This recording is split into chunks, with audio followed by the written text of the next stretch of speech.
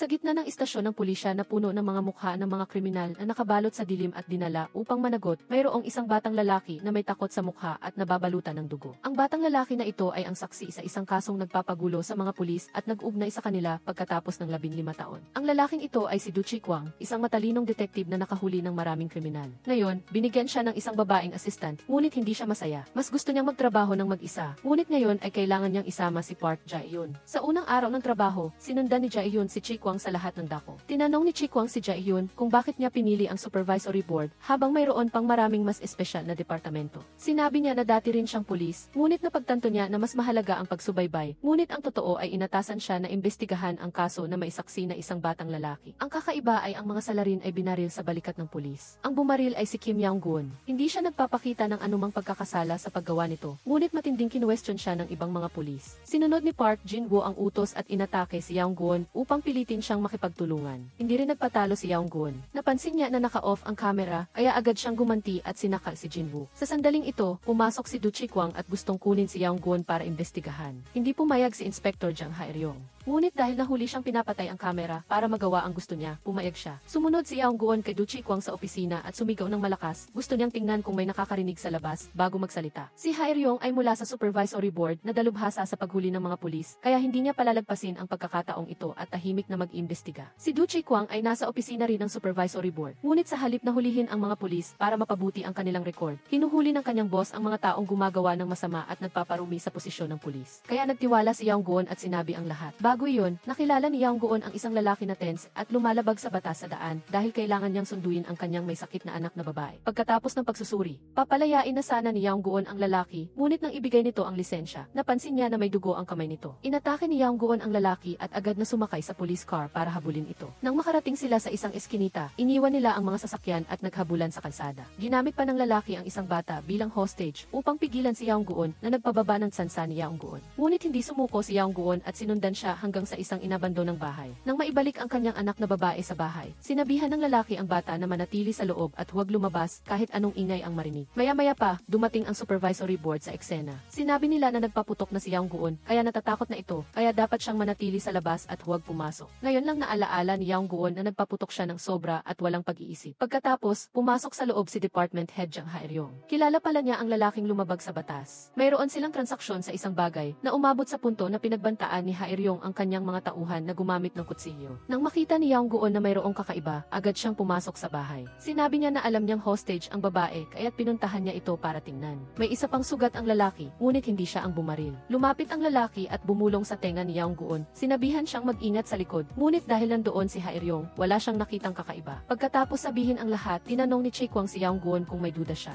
Dahil ang mga kaibigan ni Ha-ryong ay bihirang magbigay ng tulong ng mabilis maliban kung malapit lang sila doon para sa trabaho. Ang tiyahin ni Young-gun ay may mata pa rin na nag-iingat kaya sinabi niyang wala siyang kinalaman at umalis. Pagkalabas niya, tinawag ulit ni Ha-ryong si Young-gun para sumakay sa kotse. Dati pala, magkasama sila ni Chikwang sa isang team. Ngunit dahil sa personal na alitan, humantong sa ganito. Pinaalala rin niya kay Young-gun na si Du Chikwang ang humuli sa kanyang ama, kaya kung gusto niya, bubuksan niya ang daan para makasali si Young-gun sa special supervisory team. Si Han Tae-jo ay isang magaling na prosecutor, ngunit nag-retire na siya at naging abogado. Siya ngayon ay isang senior lawyer sa South Korea. Ngayon, pumunta siya sa kulungan para makipag-usap sa isang chairman na maling inakusahan. Hindi niya kailangang lumabas ng kulungan, kailangan lang niyang bawiin ang isang mahalagang bagay. Umuwi si Young-gun pagkatapos ng mahabang araw na mag-isa sa silid. Sa hinaharap, malamang na magtatrabaho siya sa opisina dahil pansamantalang siyang sugatan. Sa gabi, sinunod ni Park Jae-hyun ang utos ni Du Chikwang na maglagay ng kamera sa isang silid sa ospital. Dahil dalawa lang sila sa departamento ngayon, kailangan niyang manatili doon para magmasid. Kasabay nito, pumunta si Jang Ha-ryong sa bahay ng anak ng lalaki para tanungin siya, ngunit hindi niya ito magawa dahil nandoon din si Kim Young-gun. Nagdala si Young-gun ng pizza para sa bata at piprotektahan ito mula sa pagtatanong. Nag-away ang dalawang panig. Sinabi ni Jang Ha-ryong na hindi mabuting tao si Jae-hyun.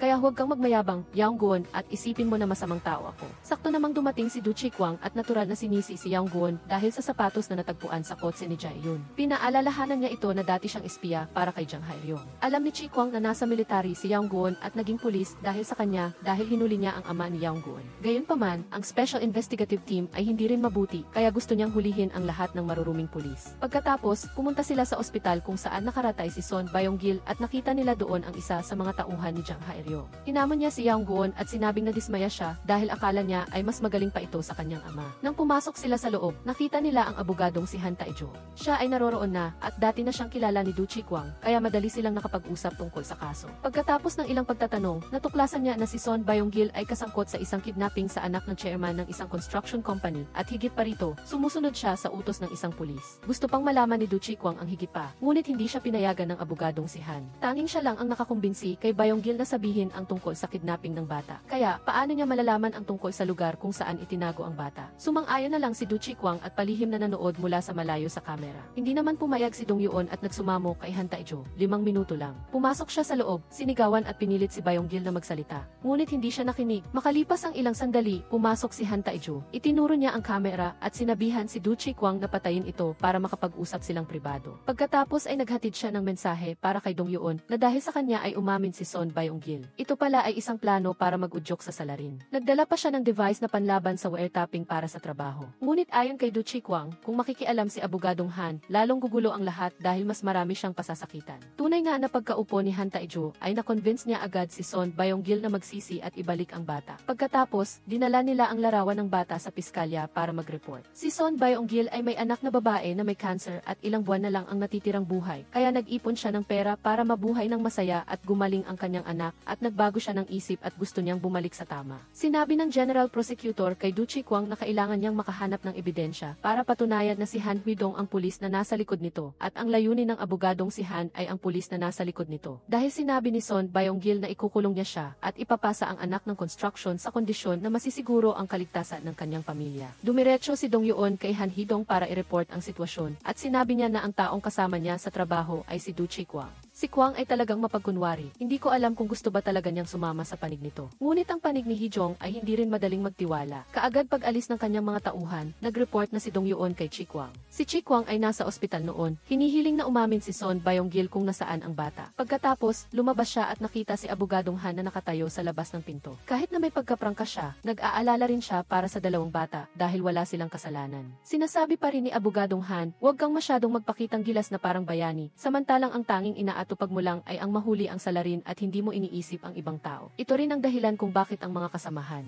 Iniiwasan siya at kailangan niyang magtrabaho ng mag-isa. Pagkaalis ni abogadong Han, napansin ni Dong Yuon na malaki na ang ipinagbago nito. Matapos dalhin ng tatlo si Son Byung-gil sa istasyon ng pulisya, muling sinabi ni Dong Yuon na malaki na ang ipinagbago ni abogadong Han. Siya pala ang prosecutor sa kaso 15 taon na ang nakakaraan noong bata pa si Dong Yuon. Dahil sa koneksyon na ito, nagpa siya siyang sumama sa dalawa kahit na medyo mapanganib. Sa kalagitnaan ng daan, sinadya silang banggain ng isang truck. Kinuha nila si Kim Byung-gil at iniwan ang tatlo, pati na ang tracking device ay itinapon sa kalsada. Higit sa lahat, pinalaya na ni Jang Haeryong ang chairman ng construction company noon pa. Narating nga ni Byung-gil ang lugar at agad siyang inipit ng chairman hanggang sa halos mag-collapse. Bilang kanyang kliyente, sinabihan siya ni abogadong Han, ngunit pagkasabi pa lang nito ay tinamaan na siya ng bala sa ulo. Ang chairman ay nanangis, nagmamakaawa na patawarin siya at ang kanyang anak. Ang nakakapanindig balahibong pag-iyak na ito ay nagpatigil kay Dong Yuon dahil ganito rin ang pagmamakaawa ng kanyang ina para sa kanya noong bata pa siya. Sa pagdinig na nakakapanindig balahibong pag-iyak na ito, naisip ni abogadong Han na ang kanyang mga kamay ay puno ng dugo. Ito rin ang dahilan kung bakit hindi na siya nagtrabaho bilang prosecutor dahil sa trauma. Si Dong Yuon ay nakaranas din ng parehong sitwasyon, kaya hindi siya makapagpaputok. Kailangan pang dumating si Du Chikwang. Agad na dumating si Chikwang upang atakihin si Dong Yuon kaya nakatakas ito. Bago yun, nais pa rin niyang patayin si Kim Byung-gil upang hindi na ito makapagsalita. Sa kanyang huling hininga, sinabi ni Byung-gil kay Dong Yuon ang lugar kung saan itinago ang bata at hiniling na humingi siya ng tawad para sa kanyang anak na babae. Pagkatapos, sa gabi, kasama sina Dong Yuon, Chikwang, at abogadong Han, pumunta sila sa isang lumang basement malapit sa bahay ni Byung-gil. Naghanap sila sandali at sa wakas ay nakuha ang bata mula sa isang saradong imburnal. Dinala ang bata sa ospital at sa kabutihang palad ay dehydration lamang ang dinanas niya at walang malubhang pinsala. Alam na hindi pa sumusuko si Dong Yuon at nagpunta siya sa lugar ng anak na babae ni Son Byung-gil, palihim siyang sinundan ni Dong Yuon. Malakas na sumigaw ang lalaki na gusto niyang balikan si Dong Yuon at nang matuklasan niyang naubusan na siya ng bala, sumugod si Dong Yuon upang harapin siya. Hindi siya nanalo sa labanan kaya napasigaw lang siya sa anak ni Byung-gil na humingi ng tulong. tulong. Kukuha pa lang ng bala si Dong Yuon nang biglang naunang magpaputok si Jang Hae-ryong. Sinigawan niya, bakit ako mayroong ganyang kakulangan sa trabaho, at inalok si Dong Yuon ng tulong. Gayunpaman, hindi pa rin siya nagtiwala kaya hindi siya nakipagtulungan. Nang makita niya ang bata na umiiyak sa ambulans, labis siyang nalungkot. Naalala niya ang sarili niya noon. Hinawakan din ng bata ang kanyang damit at sinabi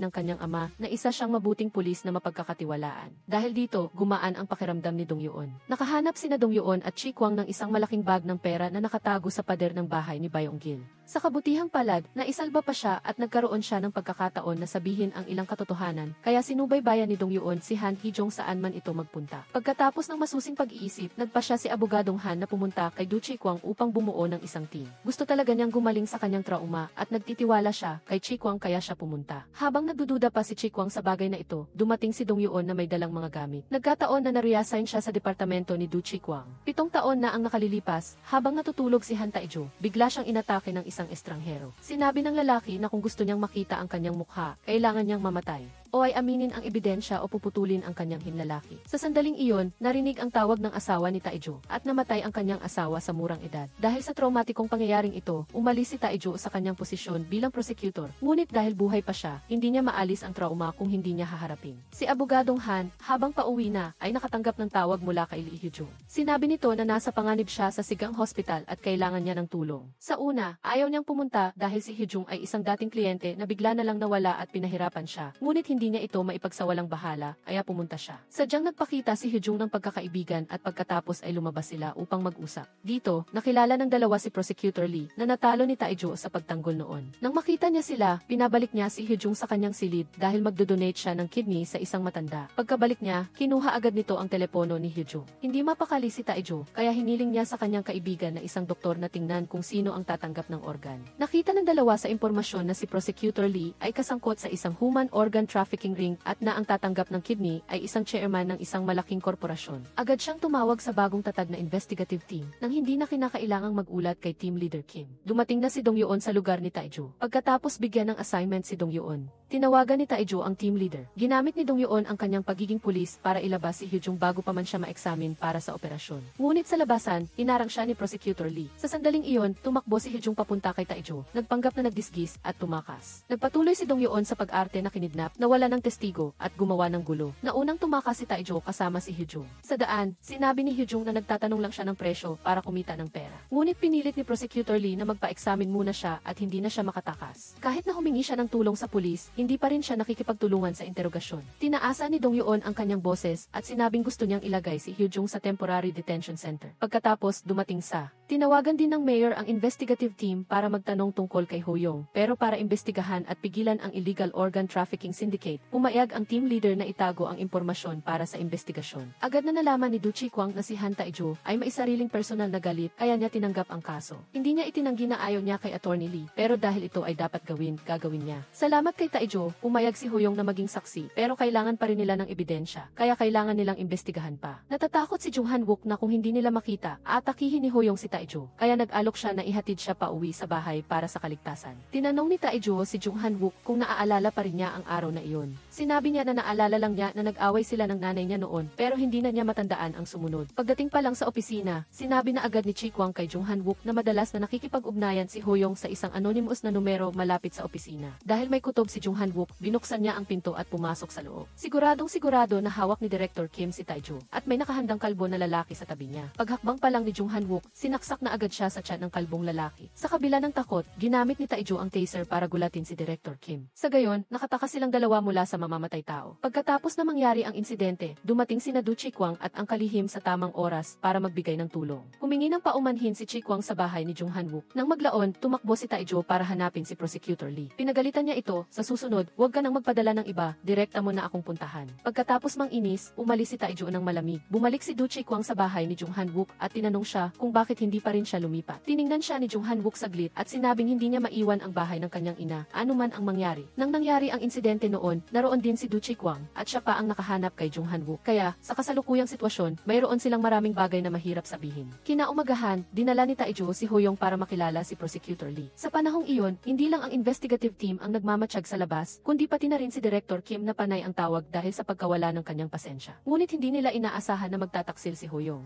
Sinasabi kay Attorney Lee na ito ay isang bitag na inihanda para hulihin siya. Napigilan si Han Taejo, hindi niya inaasahang lolokohin siya ni Hoyong ng 2 beses. Matapang pa niyang sinabi na kung susunod siya kay Attorney Lee, kikita siya ng malaking pera. Sa sandaling ito, nasa lugar ni Director Kim si Jung Han Wook para kumbinsihin siyang maging saksi. Nalaman ni Attorney Lee ang plano, tumayo at tumawag. Agad na sumugod ang mga tao na nakaset up sa labas at inatake ang magkabilang panig. Gayunpaman, naroon na rin ang mga tao ni Jung Han Wook kaya nakapag-counter-attack sila sa oras. Kumilos si Hoyong na parang baliw at sumama kay Attorney Lee. Tiwala na magbabago ang buhay niya dahil sa kidney na ito. Kung magtitiwala silang dalawa sa isa't isa, ang isang panig ay kikita ng pera. Ang isang panig ay ma-promote at pareho silang magiging panalo. Sa sandaling ito, inahabol ni Chikwang at Jung Han Wook si Director Kim. Ngunit nang mahuli na ni Chikwang, hiniling ni Jung Han Wook na pakawalan niya ito. Dahil kung hindi, dadalhin siya ng prosecutor at hindi na nila ito maimbestigahan pa. Sakto namang dumating si Jang Haeryong at nagtanong, bakit ninyo pinalaya si Director Kim? Hinamon siya ni Chikwang, kung nagdududa ka sa akin, bakit hindi mo ako hulihin? Siyempre, marami kang kakilalang mga legal na eksperto at maaari mong burahin ang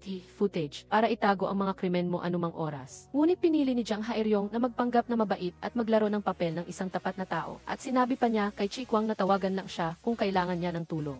Nakataka si Director Kim sa isang banyo, tumawag sa isang tao para humingi ng tulong, ngunit walang sumagot. Bukod pa rito, siya ay pinatay gamit ang isang itim na lubid sa loob ng banyo. Nang tumakbo si Jung Han Wook sa loob ng banyo, agad din siyang inatake. Sa kabutihang palad, hindi gumamit ng baril ang salarin, kung hindi ay namatay na si Jung Han Wook. Walang takot na pumunta si Attorney Lee kay Du Chikwang at sinabi na iniimbestigahan niya ang isang dayuhang organisasyon sa likod ni Director Kim. Ngunit sinira ito ng koponan ni Chikwang. Walang nagawa, napatay ang saksi at nasugatan ang isang kasama. Humiling siya na makuha ang mga file na may kaugnayan sa kaso. Pero hindi nakinig si Chikwang. Pagkatapos niyang gumaling, pumunta si Jung Han Wook sa morgue para hanapin ang mga labi ni Director Kim. Ngunit syempre, ang isang mahalagang bagay na tulad nito ay kinuha na. Sa isip-isip pa lang, galit na si Jung Han Wook kaya hindi na siya mapakali sa ospital. Bagamat isinara na ang kaso at ibinahagi na ang gantimpala sa mga kalahok na partido, at ang namatay ay isang organ trafficker, kaya walang pakialam ang sinuman. Mayroon pa ring misteryo mula nang sabihin ni Hoyong na ang kasong ito ay magpapabago ng kanyang buhay. Kaya, nagpa siya ang Special Investigation Team na ipagpatuloy ang investigasyon kahit na walang nakakaalam. Sa harap, si Jang Haeryong, naghahangad na maging matulungin at makipagtulungan si Jang Haeryong. Ngunit sa likod niya, sinabi niya sa iba na kukunin ng Prosecutor's Office ang kredito mula sa koponan ni Du Chikwang. Dahil sa pamumuhay na kasama ang isang taong may dalawang mukha, sinubukan ni Chikwang at Jung Han Wook na makisabay. Nakatanggap ang Special Investigation Team ng isang organ na ipinadala para suriin na puno ng dugo. Kaya, nagsimula silang makibahagi sa forensic investigation para hanapin ang may-ari. Siya ay isang binatilyo na nagngangalang Jimmy, anak ng isang mayamang chairman na naghihintay ng kidney transplant.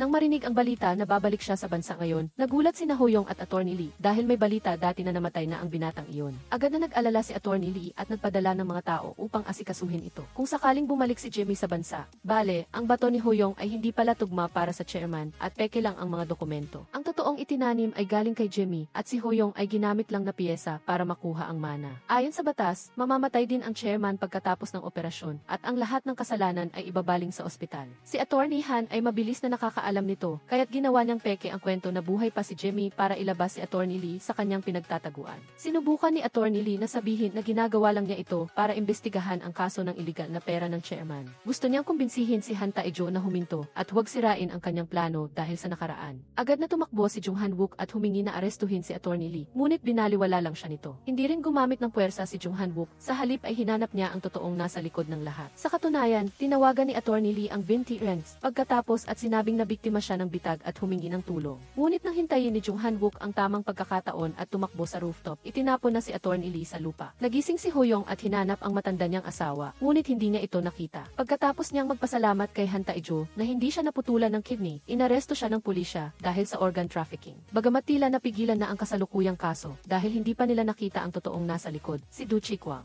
Patuloy na humingi ng pahintulot si Chi Kwang sa kanyang superior para ipagpatuloy ang investigasyon. Ngunit sa kakayahan na nakikita ng lahat, ang taong nasa likod nito ay hindi ordinaryo, kaya napakahirap nito. Hindi tinanggap ni Han Taejo ang sitwasyon, kaya pumunta siya sa ospital para tanungin ang chairman. Hindi niya sinasadyang makita si department head Jang Haeryong dito, kaya lalo pa siyang nagduda sa kanya. Samantala, si Jung Han-wook ay tuliro na tinitingnan ang key footage ng mamamatay tao na pumatay kay Attorney Lee, ngunit wala siyang mahanap. Pag-uwi niya sa bahay, nakatanggap siya ng maraming sulat at isa rito ay galing sa kulungan. Kinaumagahan, tinawagan si Jung Han-wook ng kanyang ama para bisitahin siya sa kulungan. Nagpakita siya ng kaunting kagustuhan na tanggapin ito. Dahil namatay ang kanyang ina dahil sa isang corrupt na pulis na siya mismo. Dahil alam niya nakasali ang kanyang anak sa anti-corruption investigation team, gusto niyang tulungan ito. Sabi niya, may isang kriminal sa kulungan na nagngangalang Oh Sang-do na inaresto dahil sa pagnanakaw sa bahay ni Jung Han-wook, isang marahas na tatlo generation chaebol ng Muli Group. Malamang na may nakita si Oh Sang-do na hindi niya dapat makita noong ninakaw niya ang safe, kaya siya ngayon ay binubuli sa kulungan. Kaya gusto ng ama ni Jung Han-wook na imbestigahan niya ito para mabawi ang nawalang puntos. Dahil sa katunayan, sa mundo ng mga pulis, kung may miyembro ng pamilya na nagkasala, ang pulis na aktibo ay tahimik na binabawasan ng puntos. Hindi nakapagpigil si Jung Han-wook dahil sa nangyari noon, kaya't malamig siyang umalis.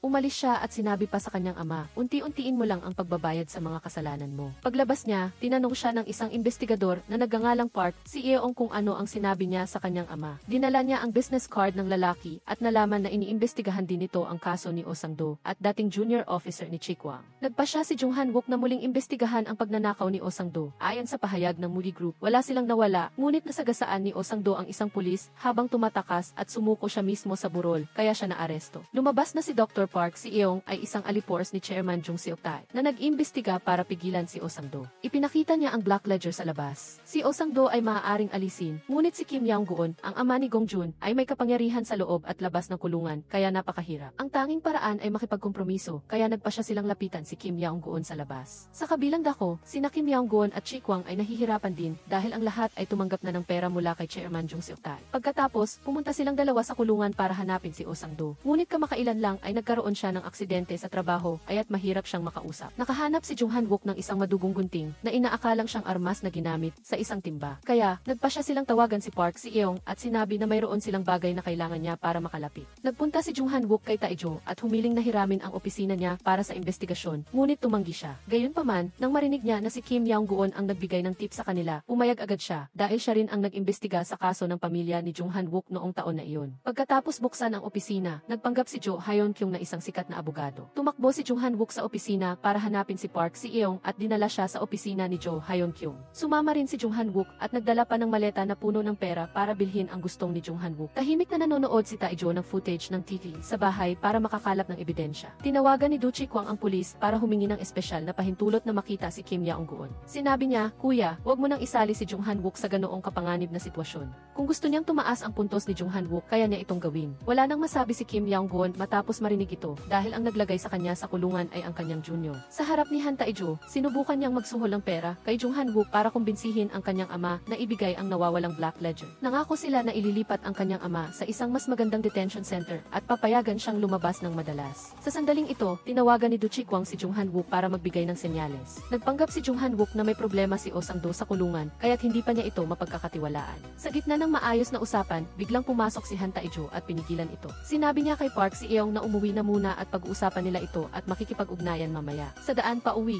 nakita ni Park si Eong si Do Chi Kwang kaya gusto niyang sumama. Hinabol naman ni Jung Han-wook si Han Taejo at sinabing gusto niya siyang tulungan na itago ang black ledger ng bribery dahil nasa kulungan ang kanyang ama, kaya tiwala si Jung Han-wook dito. Ngunit paghawak pa lang niya sa bag ng pera, biglang nag-iba ang mukha ni Jung Han-wook at sumigaw para akusahan siya, kaya't nainis siya at inatake siya. Sa pagkakataong iyon, ni-record niya ito at agad na inaresto sa harap ng lahat. Pagkaupo sa interrogation room, tinanong agad ni Chi Kwang si Jung Han-wook kung nasaan ang kidney ni Oh Sang-do. Sinabi niya na hindi niya ito ginagamit para saktan at pilitin si Oh Sang-do, kundi para kidnapin ang asawa nito at gawing hostage. Gumamit si Chi Kwang ng pisikal na karahasan kay Jung Han-wook para takutin siya. Kasabay nito, sina Jung Han-wook at Jo Hayon-kyung ay umuwi mula sa bahay ng asawa ni Oh Sang-do at nakakita ng malinaw na gamot para sa breast cancer. Mula nang maaresto ang kanyang asawa, wala siyang pera para sa renta, kaya't ang pera na ito ay tiyak na may kaugnayan sa Muli Group. Pumunta si Attorney Han para makipagkita sa chairman ng Muli para makipag-ugnayan. Sinabi niya na susundin niya ito kung makukuha niya ang tamang benepisyo. Sa ganitong paraan, nalaman ni Taejo na tumanggap ang asawa ni Oh Sang-do ng suhol matapos makulong ang kanyang asawa. Samantala, sina Du Chi-kwang at Chung Han-wook ay tumakbo sa ospital para makipag-usap kay Bin-shin. Kung tutulungan niya siyang hanapin ang kanyang asawa, kailangan niyang makipagtulungan sa investigasyon. Kaya, dinala nilang dalawa ang kama ni Bin-shin palabas, nagpanggap na siya ay may sakit at nangangailangan ng emergency na paggamot para mailabas siya.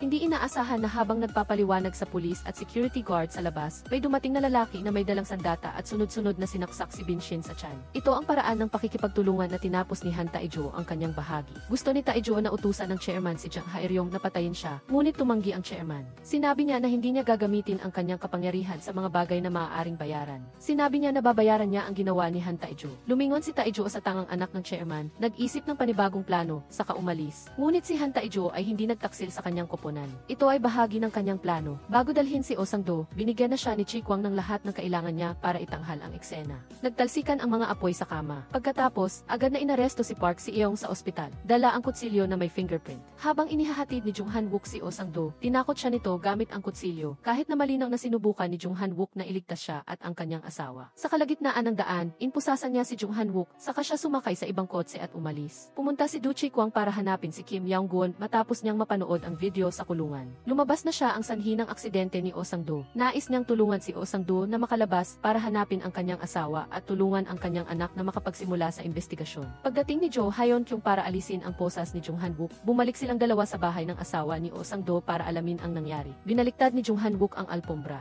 Nag-spray naman si Jo Ha-yeon-kyung ng tubig at nagsusuot ng specialized glasses. Nakita nilang may mahabang linya na lumabas. Samantala, nagpunta si Han Taejo kay Jung Han-wook at pinilit siyang magsalita tungkol sa pagpatay nila sa asawa ni Oh Sang-do. Ang batang mayaman at mahinang si Jung Han-wook ay nanginginig at aksidenteng nabunyag na mayroon silang isang pulis na espesyalista sa paglutas ng mga problema. Agad na nakatanggap si Department Head Jang ng mensahe mula kay Jung Han-wook. Sa sandaling ito, pumunta si Du Chi-kwang at sinabing hahawakan niya ang kaso ni Jung Han-wook sa ngalan ni Department Head Jang. Hindi nagduda si Jung Han-wook, ngunit pagkatapos niyang makita ang likod ni Du Chi-kwang na siya ang taong nakilala ng kanyang ama, bago pa siya magulat, biglang namatay ang ilaw sa restaurant. Si Han Jung-wook ay binugbog ni Oh Sang-do at dinala sa Yonggon. Pagkatapos imbestigahan ang bahay ng asawa ni Oh Sang-do, gusto niyang magpahinga muna at pagkatapos ay hahanapin ang bangkay ng asawa ni Oh Sang-do. Dahil ang isang taong nagnanakaw ng pera para ipagamot ang asawa niya ay hindi maaaring kunin ang pera at tumakas. At tiyak na hahanapin ni Oh Sang-do ang bangkay ng asawa niya bilang huling gawain, kaya niya kinuha si Han Jung-wook. Akala din ni Han Taejo na ito ang pinakamahusay na paraan para mahanap si Oh Sang-do, kaya siya pumunta. Bigla niyang sinabi kay Jong-hoon na ang pumatay sa kanyang ina ay maaaring si Du Chi-kwang dahil siya ang unang nakahanap ng bangkay ng kanyang ina at siya rin ang umaresto sa kanyang ama. Sa panahong iyon ang unang kaso na isinagawa ni Han Taejo ng mag-isa, kaya wala siyang sapat na lakas ng loob na gawin ito. Kaya sinabi niya kay Jong-hoon na gusto niyang tulungan siya. Kung si Du Chi-kwang ang totoong salarin, hindi niya ito kayang harapin ng mag-isa. Si Park Si-eong, pagkatapos ng matinding pagtatanong kay Du Chi-kwang, ay sumuko. Kaya't pumunta ang dalawa sa isang tunel. Biglang pinakawala ni Chi-kwang si Si-eong. Itinaas niya ang sugat sa kanyang kamay at tinanong kung si Chi-kwang ang gumawa nito. Bagamat hindi niya nakita ng malinaw ang mukha, sigurado siya na siya ito. Pagkatapos makalaya sa loob ng 3 hakbang, binaril ulit siya ni Du Chi-kwang na nagulat sa kanya. Kinuha niya ang kanyang telepono at tinawagan siya para pilitin siyang sabihin kung saan nakatago ang bangkay ng asawa ni Sang-do. Noong panahong iyon, nauna nang nakarating si Oh Sang-do. Sa ilalim ng gabay ni Han Jung-wook, nakita niya ang bangkay ng kanyang asawa na nakahalo sa alikabok ng buhangin. Umiyak si Oh Sang-do sa sakit ngunit inatake mula sa likod. Nang dumating ang grupo ni Dong-gok, nabaliw na si Oh Sang-do. Sinubukan ni Yonggon na pigilan siya, habang walang awang pinaputukan ni Chi-kwang si Oh Sang-do. Mas mahalaga sa kanya ang notebook kaysa sa lahat. Noong gabi sa lalawigan, habang iniimbestigahan ni Chi-kwang ang lugar kung saan nakatago ang bangkay ng asawa ni Oh Sang-do, biglang natuklasan ng pulisya na may iba pang nakabaong bangkay.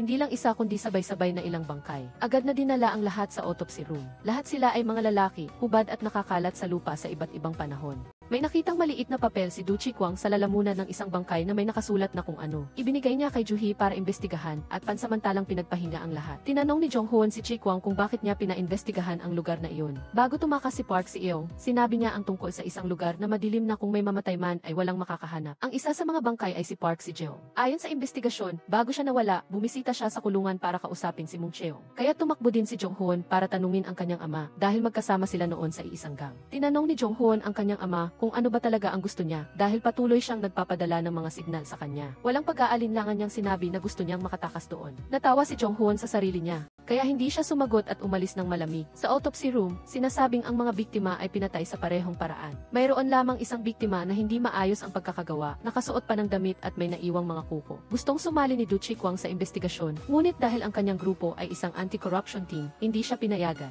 Nagkataon na ito ang taong gusto ring hulihin ni Han Tae-jo at Jong Hoon. Nawawala rin ang hinlalaki ng taong iyon at madalas siyang nakasuot ng guwantes para itago ito. Tumakbo si Yong-gun sa ospital kung saan ginagamot si Jung-woo. Pinuwersa niya ito sa dingding at tinanong kung bakit alam ni si Eong ang lugar kung saan nakabaon ang bangkay. Gayunpaman, hindi rin alam ni Jung-wook ang tungkol dito, kaya hindi niya ito maamin. Pagkatapos, tumakbo si Jong-hoon kay Juhae. Nahanap niya ang pagkakakilanlan ng iba pang mga tao at ang direktang sanhi ng kanilang pagkamatay. Agad niyang sinindihan ang mga papeles ng kaso at pumunta sa interrogation room. Tinawag niya si Du Chikwang sa labas. Dahil masyadong magulo, dinala na lang ni Jang Hae-ryong ang mga dokumento at ibinigay kay Chikwang. Akala niya ay maipagyayabang niya ito kay Du Chikwang, ngunit masang-ayon ang boss sa paraan ng pagtatrabaho ni Chikwang, kaya tinawag siya nito sa opisina para kausapin ng pribado. Hindi rin inaasahan ni Chikwang na pananatilihin niya ang lahat ng mga record ng mga thugs. Sinabi niya na maaaring may kinalaman ang pulisya sa kaso, kaya niya ito itinago para hindi makialam ang mga pulis. Imposibleng makatakas sa parusa. Ang hepe ay dumating bago ang sigasig ng Anti-Corruption Investigation Team, kaya pinayagan niya silang makialam sa investigasyon. Kaya tumawag ulit si Du Chikwang kay Han Tae-jo para ipaalam na opisyal na silang magsasama-sama. Ang unang tinawag sa istasyon ay ang kapatid na babae ni Son Jeo. Nang makita ang larawan ng bangkay ng kanyang kapatid, nagalit siya. Ang huling beses na nakita niya ang kapatid niya ay noong bisperas ng Pasko, bago siya umalis ng bansa. Ngunit ang kakaiba ay, siya ay naging direktor pagkatapos noon. Ang lahat ay napakakakiba, ngunit hindi niya ito sinabi. Naghagis si Jong-ho ng folder ng mga larawan ng pulis para pumili siya ng pamilyar na larawan. Pumili siya ng isa at pumasok si Han Tae-jo. Umarkila ang babae kay Han Tae-jo bilang abogado niya. Sa harap ng pulis, pinayuhan siya ni Han Tae-jo na huwag magtiwala sa pulis at hayaan na lang siya ang bahala sa lahat. Sa istasyon ng pulis sa kulungan, tinawag si Kim Moon-cheong. Inamin niya na siya mismo ang pumatay sa kanyang asawa at nagsisisi siya. Dati ay nagsinungaling siya na hindi niya asawa ang biktima, umaasa na mapapakawalan siya, pero ngayon hindi na. Sa harap ni Jong-hoon, humingi siya ng tawad at umalis. Bago siya pakawalan, humingi ang pulis ng opinyon ni Jong-hoon. Pagkatapos bisitahin ni Son Jeong ang kanyang kapatid na babae, habang pauwi, itinapon siya ng dalawang lalaking nakaitim sa trunk ng kotse. Sinubukan niyang tawagan si Han Tae-jo para humingi ng tulong pagkatapos dumating. Sa isang ligtas na lugar, nagpasya siyang sabihin ang lahat. Ang huling tawag na natanggap niya ay hindi mula sa kanyang kapatid, kundi mula sa lalaking iyon. Sinabi ng lalaki na ang kanyang kapatid ay hindi na tao at nawalan na ng pagkatao. Kaya tinulungan siya nitong matutunan ang negosyo at manahin ang ari-arian ng kanyang kapatid. Kinabukasan, pinalaya ang ama ni Jong-hoon sa kulungan. Sinalubong siya ng hepe na may dalang tokwa at humingi ng address ng notebook. Pagkatapos, dumating din si Jong-hoon para sunduin ang kanyang ama. Hindi niya tinanong ang tungkol sa kanyang ina, kundi tinanong niya kung talagang lumahok ito sa investigasyon ng pulisya sa katiwalian. Ibinigay niya ang isa pang telepono sa kanya sa ilalim ng kanyang pangalan at dinala siya sa bahay. Sa labas, naroon ang mga tao ng hepe. Sinusundan din ni Jang si Kim Moon-cheong sa bawat hakbang nito. Pagkatapos lang siyang mapalaya, nagbihis siya ng maayos at umalis. Nag-aalala din si Jong-hoon at hindi alam kung ano ang gagawin sa kanyang ama. Nag-isip si Jong-hoon ng matagal at naisip niyang hanapin ang kanyang ina. Kaya't nagmaneho si Tae-jo at hinintay siyang lumabas at inanyayahan siya sa kotse. Hiniling niyang dalhin siya sa istasyon ng pulisya. Dati, kasama niya si Sergeant Yom, kaya hindi na bago sa kanya ang opisina. Natagpuan ang bangkay ni Park si Jeong, at ito ang tanging bangkay na hindi pinutulan ng kamay. Nagdududa ang ilan na may kinalaman si Kim Moon-cheong dahil dating magkaibigan sila. Humingi ng tulong si Moon-cheong sa pulisya. Natulungan siya na mahanap ang pumatay sa kanyang asawa. Nagulat at nagtaka si Police Park. Kumuha siya ng salamin at tiningnan ang sarili. Hindi na nagsalita pa si Moon-cheong tungkol dito, kundi gumuhit na lang ng isang bagong headline ng pahayagan. Isang pulis na nakulong ng walang kasalanan sa loob ng 15 taon ay nakahanap ng serial killer paglabas ng kulungan. Tinanong ni Tae-jo kung pinalaya siya para protektahan ang kanyang anak. Sinabi ulit ni Moon-cheong na napaka-selfish niya. Ipinagmamalaki niya na ang kanyang anak ay lumaki ng maayos at nasa tamang landas, kaya't pinalaya siya para hanapin ang taong nagpahidap sa kanya sa loob ng 15 taon. Parehong iniisip ni Han Tae-jo at Moon-cheong na si Du Chikwang ang pumatay, ngunit dahil wala pang ebidensya, walang nagsasalita. Pagdating ni Jong-hoon sa bahay, bigla siyang itinumba ng kanyang ama sa sahig. Ito pala ang nakasanayan nito sa kulungan sa loob ng 15 taon. Wala nang magawa si Jong-hoon sa kanyang ama dahil sa mga kakaibang ginagawa nito. Hindi niya malimutan ang nangyari noon, ngunit umaasa siyang malalampasan ito ni Jong-hoon at magiging masaya ulit. Kinabukasan, nagulat si Jong-hoon nang makita ang nakahandang pagkain sa mesa. Pilit siyang umupo para kumain kasama ang kanyang ama, ngunit ang totoo ay matagal na siyang hindi nakaramdam ng ganitong init. Inihanda din ng kanyang ama ama ang mga sintas ng sapatos at tinali ito sa paraang pangsiman para hindi maluwag. Pinayuhan din ni Jong-hoon ang kanyang ama na laging bukas ang telepono para matawagan niya ito kung kinakailangan.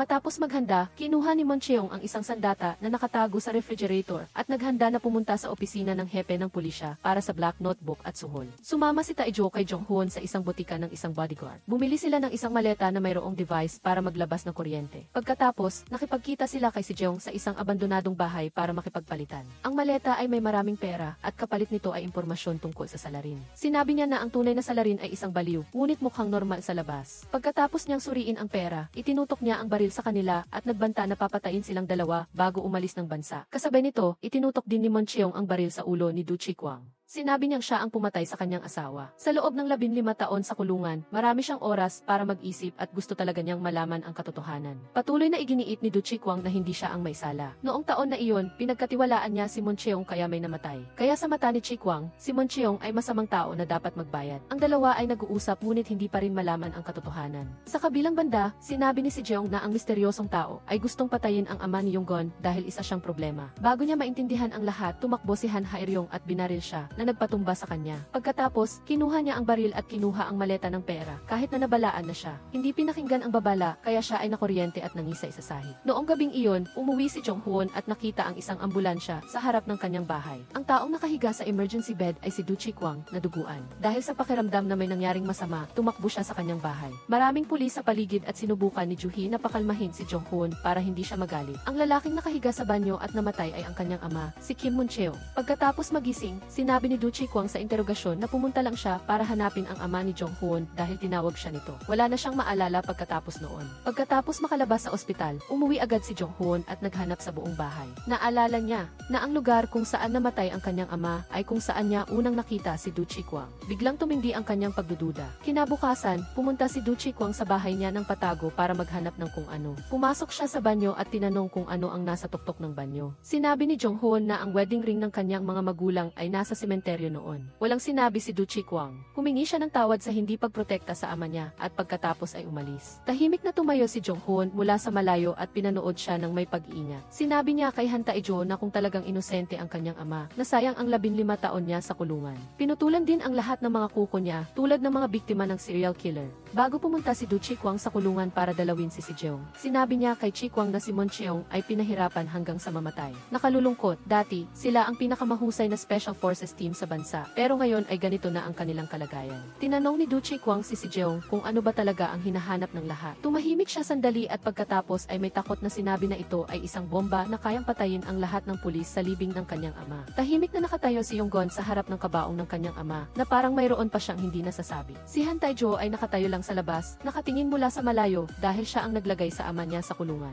Siguro ayaw niyang makita siya nito sa libing. Nang malapit nang matapos ang libing, saka lang dumating si Du Chi-kwang. Ang mga mata ni Yonggon ay parang bala na gustong kainin ang kanyang nakatatandang kasamahan, ngunit pinilit niyang pigilan ang sarili para mag-usap sila. Sinabi ni Chi-kwang na bubuwagin ang kanilang team, ngunit sa isip ni Jong-hoon, naaalala niya ang madilim na araw na iyon. Ang pulis sa larawan ay may masamang mukha. Kahit ano pa man ang mangyari, desidido si Jong-hoon na hanapin at ilantad si Du Chi-kwang. Naniniwala pa rin si Chi-kwang na dahil sa galit ng ama ni Yonggon, nag-imbento ito ng kwento tungkol sa isang masamang pulis. Sinabi rin niya na hahanapin niya ang katotohanan para mapatunayan ito. Biglang pinuntahan ni Han Tae-jo si Park Si-eong at sinabing gusto niya siyang ipagtanggol. Hindi siya humingi ng pera o anumang bagay, kundi ang laman lang ng black notebook. Pagkarinig nito, natigilan si Jeong. Hating gabi, tumawag ang kapatid na babae ni Park si Jeong para makiramay kay Jong-hoon. Sinabi niya na bago namatay ang kanyang ama, binigyan siya nito ng isang bagay na gusto niyang ibalik ngayon. Agad na nagising si Jong-hoon at tumakbo sa address na ibinigay sa kanya. Ngunit kahit gaano niya ito tawagin, walang sumasagot. Dahil sa pakiramdam na may mali, tinawag niya si Park Joo-hee para pumunta. Malinaw na nag-schedule siya ng meeting sa kanya ng 4 AM, ngunit hindi siya lumabas kahit anong tawag niya. Kaya't biglang nagalit si Jong-hoon at kumuha ng tool para sirain ang bahay. Mabuti na lang at pinigilan siya ni Joo-hee. Kung hindi, nagkasala na sana si Jong-hoon ng abuso sa kapangyarihan at iligal na pagpasok. Pagkatapos ng ilang sandali, dumating si Attorney Han Tae-jo kasama ang kanyang bodyguard para tiyakin ang legalidad. Pagkatapos, gumamit sila ng tool para pumasok sa loob. Walang tao sa loob, tanging mga bakas lang ng dugo ang natagpuan sa estante malapit sa lababo. Mukhang inatake siya ng isang misteryosong tao matapos siyang tawagan ni Jong-hoon. Pagkatapos ng ilang sandali, dumating din si Chief Jang Hae-ryong. Sa totoo lang, hindi siya nakikialam sa mga maliliit na kaso ng pagkawala. Ngunit dahil may kinalaman ang babae sa serial murder case, gusto niyang makisali. Dinala niya si Yonggon para tanungin.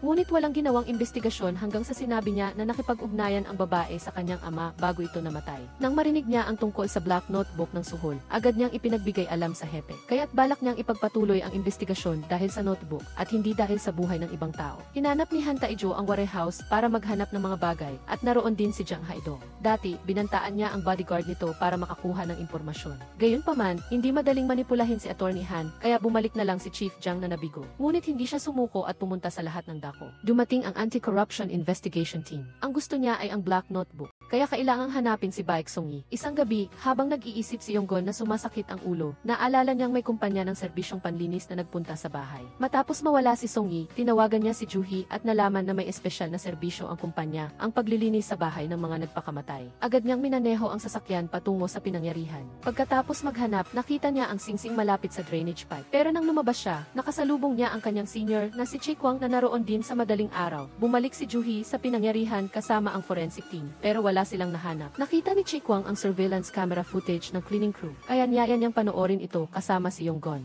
Pumunta ang dalawa sa warehouse ng cleaning company. Pagkatapos, kinuha nila ang mga bagong nasunog na abo. Tinanong nila ang direktor tungkol sa kahon na inilipat niya matapos maglinis. Sabi niya, ang kahon ay tumitimbang ng 20 hanggang 30 kilo at maaari itong masira sa loob ng isang araw kaya itinapon na niya. Ngunit inisip ng pulis na ito ay pinutol-putol na bangkay, kaya patuloy pa rin ang investigasyon. Hinanap ni Han Tae-jo si Taxirong para itugma ang salaysay ng biktima. Pagkatapos ay agad itong nawala at tinakpan ang bibig. Lumitaw si Chairman Jung Seok-tae sa harap ni Han Tae-jo. Ngunit hindi siya natakot. Sinabi niyang nakita niya ang black book ng suhol at kasama roon ang pangalan ng chairman. Hindi lang iyon. Marami pang ibang mas nakakagulat na bagay kaysa sa iniisip ng mga ordinaryong tao. Umupo si Chairman Jung Seok-tae upang manakot at makipag-negosyate. Gayunpaman, dahil sa matatalim na salita ni Han Tae-jo, hindi siya nakapagsalita kaya tinawagan niya ang department head Kim. Inutusan niya siyang hanapin ang notebook sa anumang paraan. Tinukso ni Du Chikwang ang department head Kim. Wala ring pangalan mo sa notebook, di ba? Kaya sigurado kang sabik ka ring maghanap nito. Pagkatapos, sinabi niyang hahanapin niya ang notebook at papalisin ang mga pangalan isa-isa. Pagkatapos, nakipagkita si Chikwang kay Attorney Han sa kanyang opisina. Sinabi ni Chikwang na napakadelikado ng bagay na ito, kaya ibigay sa kanya ang notebook para siya na ang humawak nito. Pero sa notebook na ito, para hindi ka makulong, kailangan mong bayaran ang kasalanan mo. Dati, pinilit mo ang isang bata na natatakot na maging saksi, kaya kailangan mong tubusin ang kasalanan mo. Nagkataon, ganun din si Captain Du Chikwang.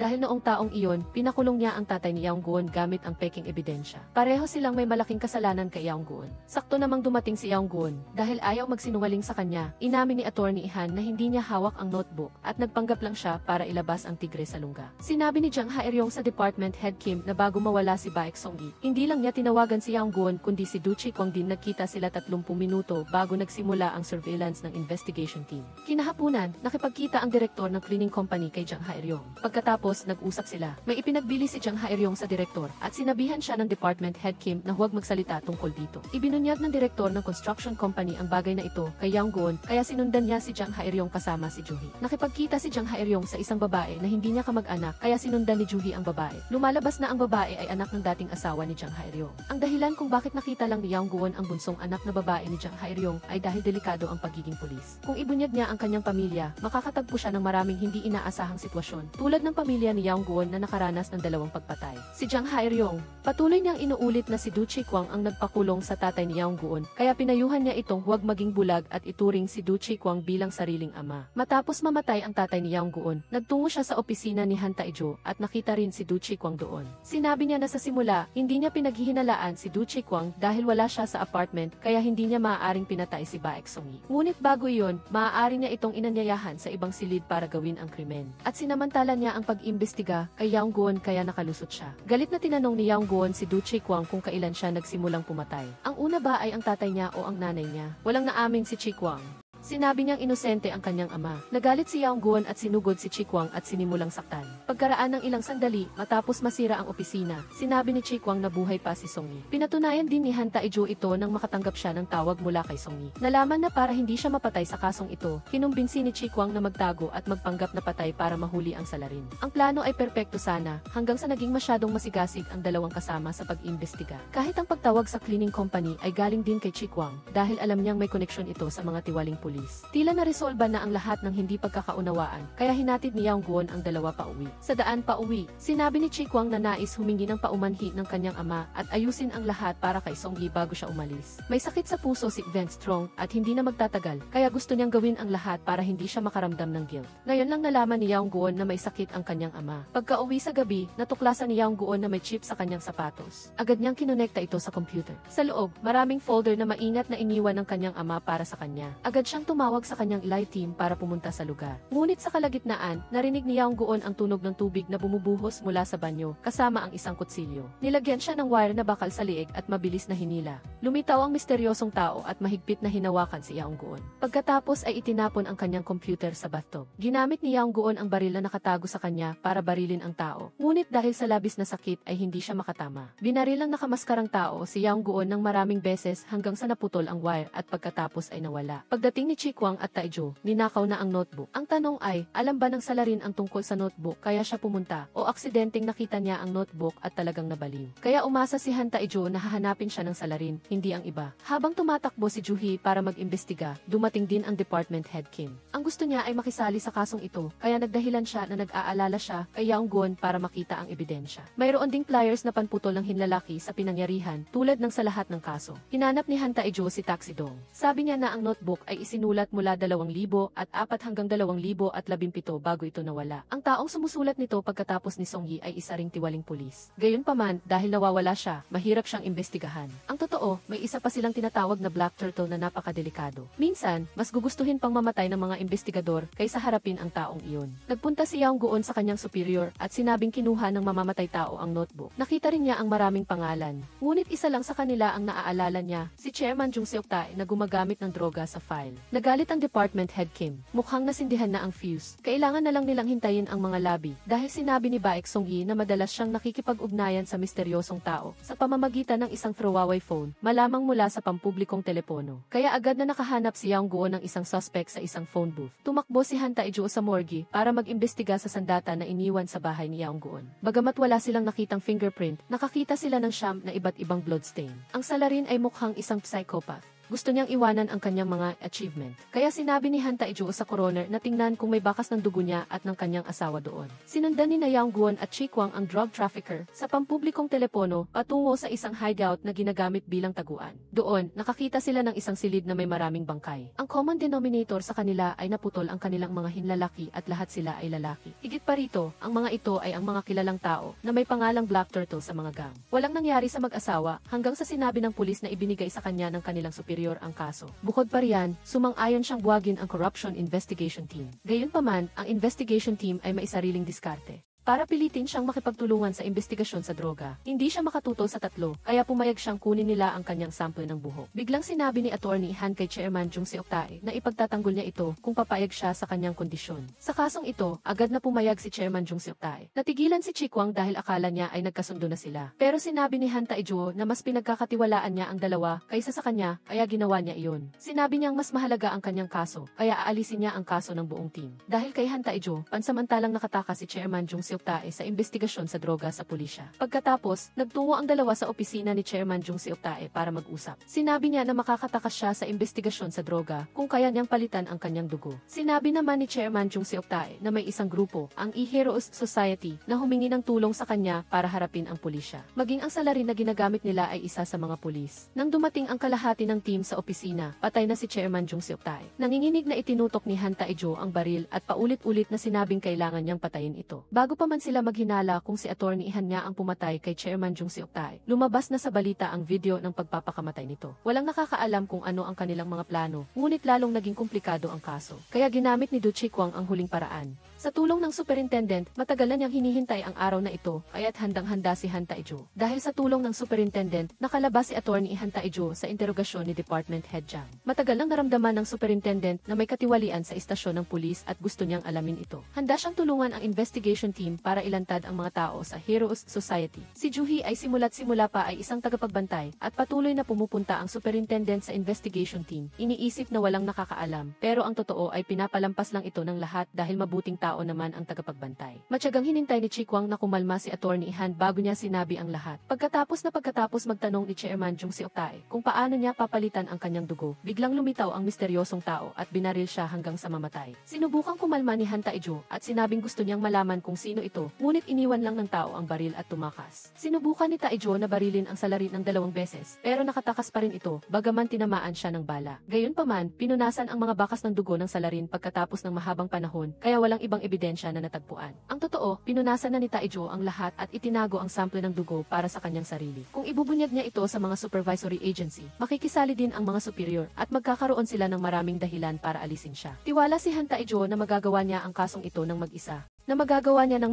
walang tulong ng Lay. Sasabihin niya kay Du Chikwang ang anumang matuklasan niya pagkatapos. Samantala, abala ang natitirang investigation team sa paghahanap sa mga drug trafficker. Natuklasan nilang sinunog ang droga sa horno ng cleaning company. Dahil ayaw magsalita ng direktor, hindi na kinailangan ni Du Chikwang na tawagin ang forensic team. Nagkataon naman na nakakuha sila ng 0 kilo ng droga na muntik ng masira. Ang nagdala nito ay si Department Head Jang. Sinabi niya sa direktor ng cleaning company na binigyan na niya ito ng sapat na trabaho, kaya bakit pa ito lihim na nagbebenta ng droga. Sinyasan agad ni Department Head Jang na patayin ang surveillance camera sa silid para makapagsalita ang direktor. Ang salarin ay humihimok at nag-isip ng mabuti si Han Tae-jo. Pagkatapos, dinala niya ang surveillance camera video sa kanyang opisina kay Department Head Kim. Sinabi ni Han Tae-jo na kung ilalabas ang video, marami ang matutuwa, kaya gusto niyang sabihin ni Department Head Kim kung sino talaga ang salarin. Kung hindi, siya mismo ang kikilos. Hindi syempre makapag-antay si Department Head Kim, kaya tinawagan niya ang kanyang mga tauhan para maghanda. Habang naghuhugas ng kamay si Han Tae-jo, tinanggal niya ang kanyang singsing at ipinakita ang kanyang hinlalaki na muntik ng maputol. Kaya naman, determinado siyang hanapin ang salarin sa anumang paraan. Mag-isang nagpunta si Han Tae-jo sa salarin para hamunin ito at inatake siya ng paulit-ulit. Nang makita niyang may problema, kaya palihim na sinundan ni Du Chikwang si Han Tae-jo. Ngunit gusto ni Han Tae-jo na siya mismo ang humawak sa sitwasyon, kaya sinaktan niya si Chikwang para kunin ang baril. Gayunpaman, nang alisin niya ang maskara, sinabi ni Han Tae-jo na hindi ito ang salarin dahil napakabata pa nito. Ngunit lahat ng sinabi nito ay mga linyang ginagamit ng mamamatay tao. Sinabi niyang papatayin niya lang ang mga tiwaling pulis at hindi ang mga mabubuting pulis. Nang marinig ito ni Yang Guon, nagalit siya, sumugod at binaril ang lalaki, kaya nawalan ito ng malay. Pagkatapos nito, ipinakita ng resulta ng pagsusuri sa sandata na walang dugo ni Han Tae-jo at ng kanyang asawa doon, na nagpapatunay na ang mamamatay tao sa Mid-Autumn Festival 15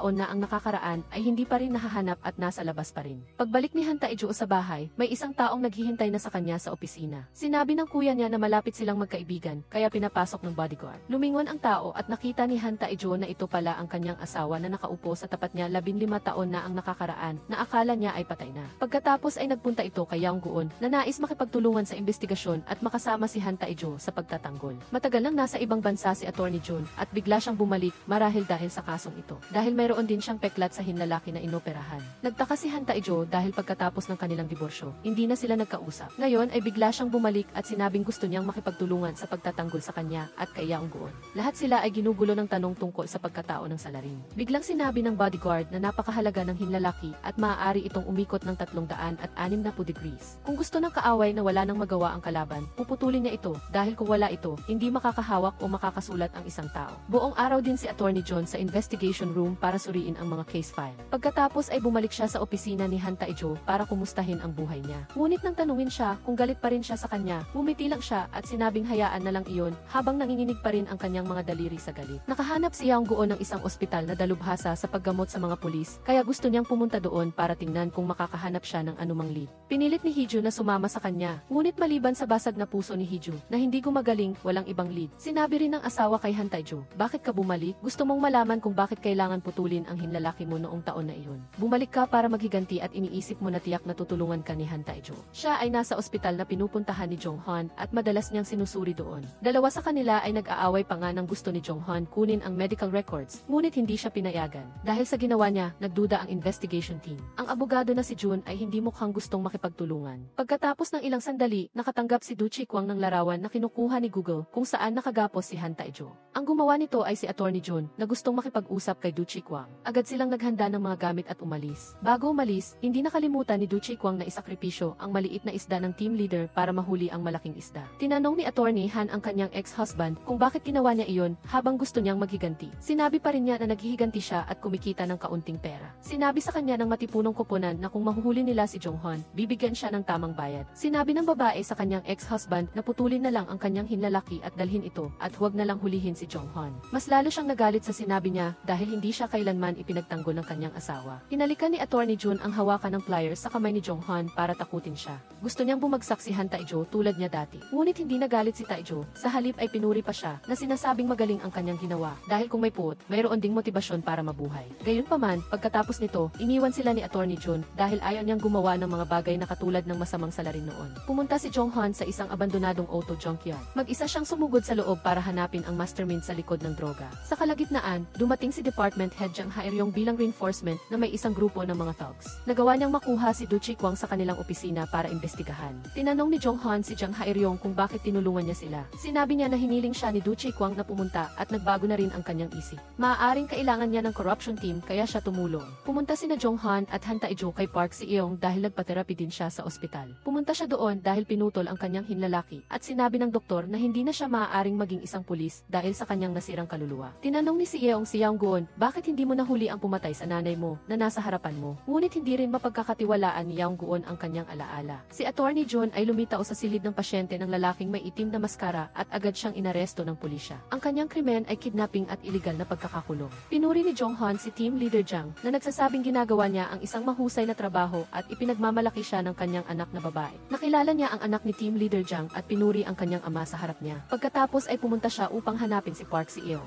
Nang malaman ni Team Leader Park ang tungkol dito, agad siyang sumunod gamit ang kanyang kotse. Nakita niya si Jong-hon na nakikipaglaro sa kanyang maliit na anak na babae sa kanilang bahay. Tiningnan siya ni Jong-hon na may galit sa kanyang mga mata at sinabing naaalala na niya ang nangyari noon. Noong gabing iyon na may bagyo, mayroong problema si Kim Moo-joong, kaya tinawag niya ang kanyang asawa para kausapin. Nagtago siya ng isang bagay sa bubong ng banyo at pagkatapos ay nagpaalam sa kanyang asawa. Sinabi niya sa kanyang asawa na magtiwala sa kanyang ginagawa, na tiyak na magandang bagay ito. Pagkalabas niya sa pinto sa loob ng isang minuto, dumating si Jang Ha-eryong sa kanyang bahay. Nabuksan pa niya ang pinto bago lumabas ang ina ni Yang-gun. Siya ay paulit-ulit na nagsasabi na nasa panganib si Moo-joong at kailangan niyang kunin ang sulat na iyon. Naramdaman ng ina ni Yang-gun na may mali kaya't kinuha niya ang kutsilyo sa kusina para ipagtanggol ang sarili. Hindi siya nakinig kaya nag-away sila. Bilang resulta, nasaksak sa tiyan ang ina ni Jong-hon. Habang siya ay bumabagsak, nagmakaawa siya kay Jang Ha-eryong na huwag saktan si Jong-hon. Agad na tumakbo ang batang lalaki sa banyo at umupo sa isang sulok. Tinakot siya ni Jang Ha-eryong na kalimutan ang lahat ng nangyari. Kung hindi, pareho silang magiging resulta. At ang tumanggap ng galit na tawag sa telepono ni Du Chi-kwang noong taon na iyon ay si Ha-eryong, hindi si Moo-joong. Matapos maalala ang lahat, sinabi ni Yang-gun na oras na para tapusin ang lahat. Umupo siya sa loob ng bahay ng matanda at hiniling sa kanya na sumuko. Maingat na tiningnan ni Ha-eryong kung tulog na ang kanyang anak bago siya lumabas para kausapin si Yang-gun. Tumawa si Yang-gun at pinuri siya bilang isang mabuting ama, ngunit paano kung mangyari sa kanyang anak ang nangyari sa kanya? Agad na nag-react si Ha-eryong, sinabing gusto lang niyang ilantad ang matipunong grupo. At bagaman kasalanan niya ang nangyari sa ina ni Jong-hon, sinabi niya na ito ay isang aksidente. Ngayon ay ayaw na niyang gawing anak ng isang mamamatay tao ang kanyang anak. Umaasa siya na makakatulong siya sa paghuli sa matipunong grupo para matubos ang kanyang mga kasalanan. Gayunpaman, nawala ni Yang-gun ang kanyang buong pamilya dahil sa kanya, kaya't hindi niya siya papatawarin. Pagkalabas ni Yang-gun sa kalsada,